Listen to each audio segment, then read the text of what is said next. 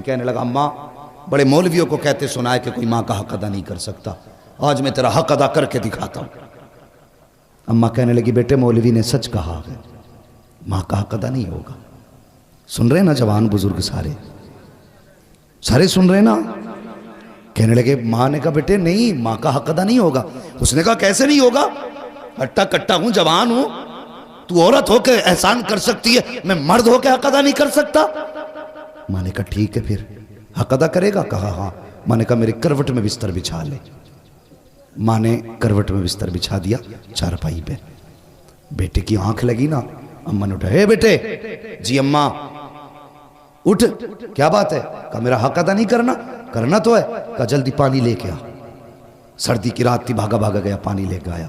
माँ ने आधा पिया आधा बिस्तर पे गिरा दिया। कहने लगा अम्मा ये क्या? कहने लगी बेटे बुढ़ापे की वजह से गिर गया। कोई बात नहीं बेटे, बिस्तर सूखा, उधर लेट जा।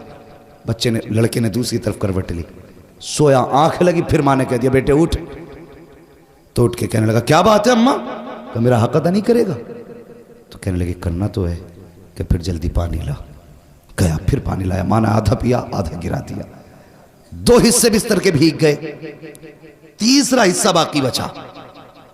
आंख लगी, जैसी आंख लगी माँ ने कहा बेटे उठेगा नहीं? अब के झुंझला के उठा। कहने लगा एक बार काम क्यों नहीं बता देती? माँ ने कुछ नहीं कहा अभी। उसने कहा ना एक बार क्यों नहीं बता देती? माँ ने कहा बेटे मेरा हक अदा नहीं करना? हाँ करना है ना। कहा जब फिर पानी लेके आ।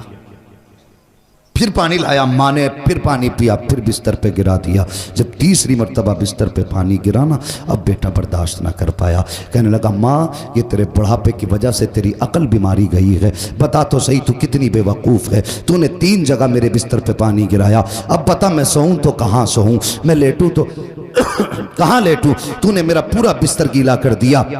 माँ की आंख में आंसू आ गए। कहने लगी लखते जिगर नूरे नजर, मैंने तुझसे पहले कहा था तू माँ का कैसे बदला दे सकता है। कहा माँ मैं समझा नहीं। कहा बेटे मैंने 3 जगह पानी गिराया तो तुझे गुस्सा आ गया, तेरे लहजे बदल गए, तेरा अंदाज सख्त हो गया, तू माँ पे अकड़ के खड़ा हो गया। मगर बेटे याद कर जब तू छोटा सा था यही सर्दी की रातें थी, 3 जगह नहीं 4 जगह नहीं, तूने 7 जगह बिस्तर पे पेशाब किया, लेकिन मैं हर जगह करवट बदल के तुझे सूखे बिस्तर पे सुलाती रखी, खुद गीले पे लेटती रखी, सूखे आंचल पे लेटाती रखी। बेटे जब आंचल भी सूखा ना रहा, तेरे पेशाब की जगह पे बेटे मैं लेटी थी और अपने सीने पे तुझे लेटाती रखी थी। तूने कहा था मैं हक अदा करूंगा, उसने कदम पकड़े। कहने लगा माँ मेरी औकात क्या है, दुनिया में कोई भी बेटा माँ की खिदमत का हक अदा कर ही नहीं सकता।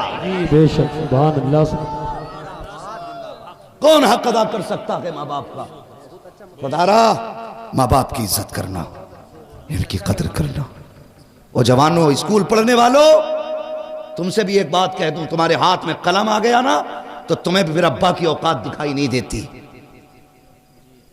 हाँ एक डॉक्टर साहब है, डॉक्टर रूहुल अमीन, वो बड़ी मोहब्बत मुझसे करते, झारखंड के रहने वाले। उन्होंने अपने बाप के बरसी के प्रोग्राम में इस मतलब ये कि अकेले ने प्रोग्राम करके मुझे बुलाया।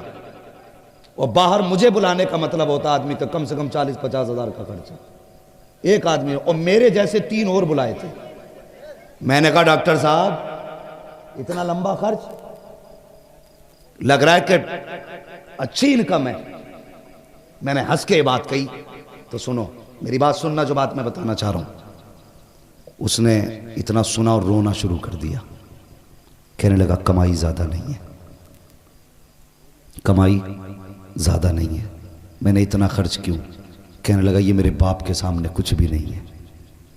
मैंने कहा मतलब? कहने लगे जब मैं पहले दिन मैं क्लास अटेंड करने गया था तो उस दिन मेरे बाप के पास पैसे नहीं थे। मैंने अपने अब्बा से कहा था अब्बा अगर आज मुझे फीस ना मिली ना मेरी जिंदगी तबाह हो जाएगी। तो वो कहते मुझे याद नहीं मेरे बाप कहाँ से पैसे लाए थे, और मुझे ला के 115 रुपये दिए थे। कहते कि उस 115 रुपये को दे के कहा था बेटे बड़ी मेहनत से इकट्ठे किए हैं, मेहनत से पढ़ के भी आना है। कहता बाप ने 115 रुपये दिए, मैंने उससे फीस भरी, मैंने पढ़ाई की।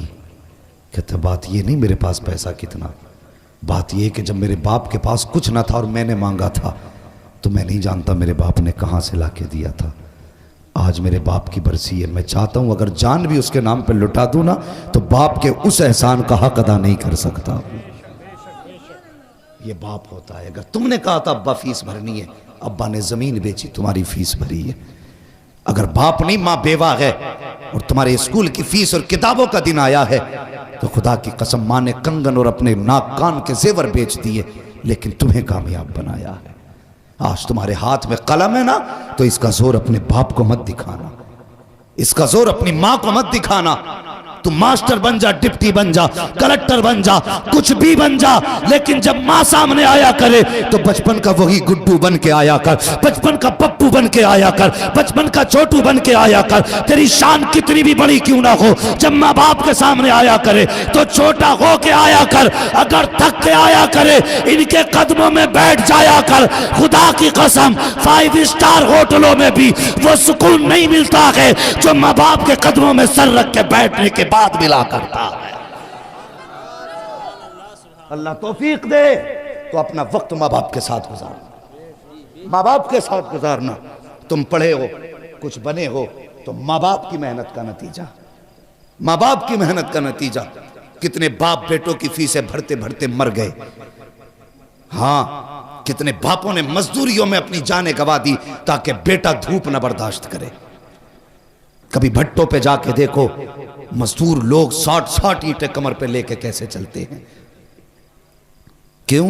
उनके पेट नहीं भर पाएंगे जब तक 60 ईंट नहीं उठाएंगे। एक आदमी तो कहीं भी पेट भर लेता है, लेकिन जब किसी भी मजबूर मजदूर को देखो ना, समझ लेना इसके पीछे कोई ना कोई मजबूरी है। या तो बेटे के शौक मजदूरी करा रहे हैं या फिर बेटी की जवानी मजदूरी करा रही है।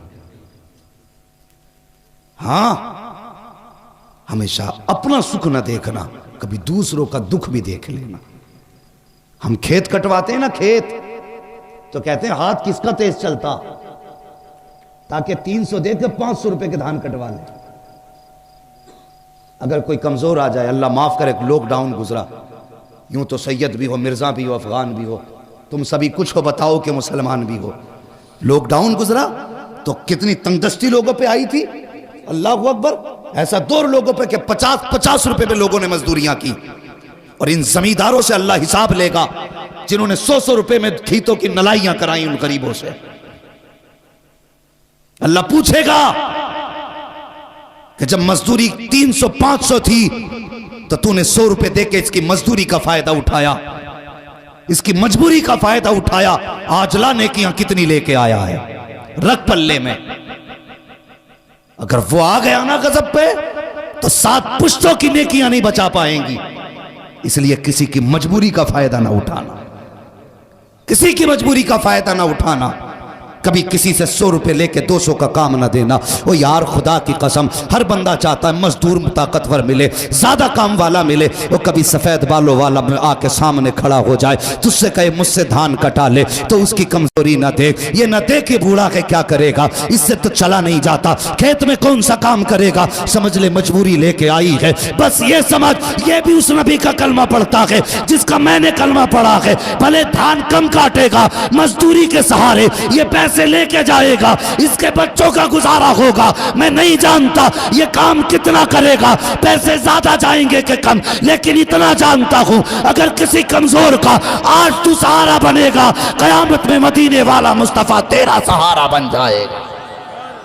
अल्लाह सुभान अल्लाह, जिंदाबाद जिंदाबाद या रसूल अल्लाह, जिंदाबाद जिंदाबाद जिंदाबाद जिंदाबाद, सुभान अल्लाह सुभान अल्लाह। किसी की मजबूरी का फायदा नहीं उठाना और बाप को कभी बांट के मत पालना, कभी बांट के मत पालना बाप को।